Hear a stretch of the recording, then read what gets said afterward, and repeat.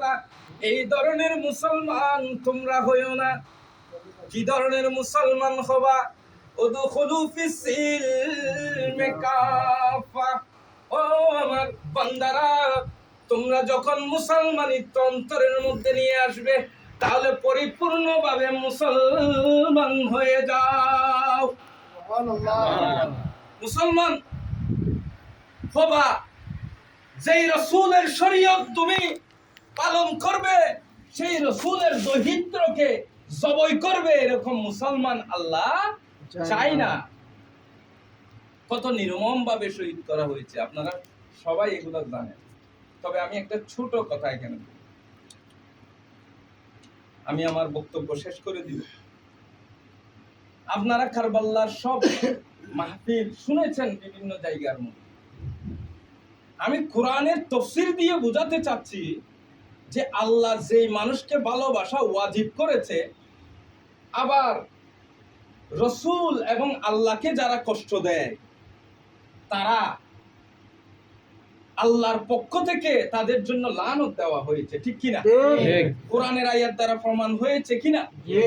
আচ্ছা, আমার রসুল বলতেছে, হুসাইনুম মিন্নি ওয়া আনা মিন হুসাইন। উম্মতেরা, আমার হুসাইনকে যেমন তেমন আমার হুসাইনকে মনে করিও না। আমার হুসাইন থেকে আমি থেকে আমার হুসাইন। আমার হুসাইন যেটা বলে সেটা দিন হয়ে যায়। আমার হুসাইন দিনকে রক্ষা করার জন্য কারবালার ময়দানের মধ্যে যাবে। যদি আমার হুসাইন কারবালার ময়দানের মধ্যে যখন যায়, তখন আমার হুসাইনকে তোমরা সহযোগিতা করো। যারা হুসাইনকে ভালোবাসবে, তারা আমি রসুলকে ভালোবাসবো। মান আহাব্বা হুমা ফাকাদ আহাব্বানি। যারা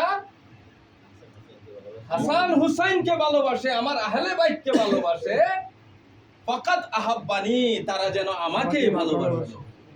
ওয়া মান আবগাদাহুমা, কেউ যদি হাসান এবং হুসাইন, মাওলা আলীকে, হাসান এবং হুসাইনকে, মা ফাতেমাকে কেউ যদি ভালো না বাসে, তাহলে সেই যেন আমাকেও ভালোবাসলো না।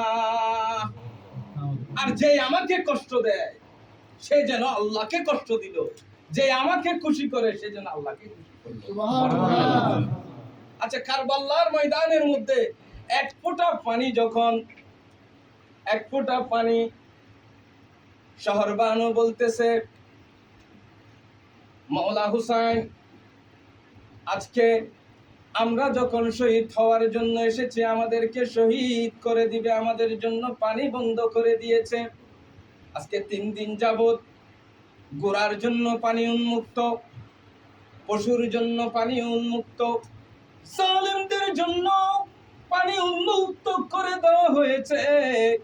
কিন্তু নবী বাগানের ফুল, যেই নবীর কলমা তারা পড়েছে, যেই নবীর কলমা দিয়ে, যেই নবীর শাহাদাতের, যেই নবীর সুপারিশের মধ্যে তারা জান্নাতের মধ্যে প্রবেশ করবে, আজকে সেই নবীর ঔলাদের জন্য তারা পানি বন্ধ করে দিয়েছে। বড় করে বলুন নাউজুবিল্লাহ।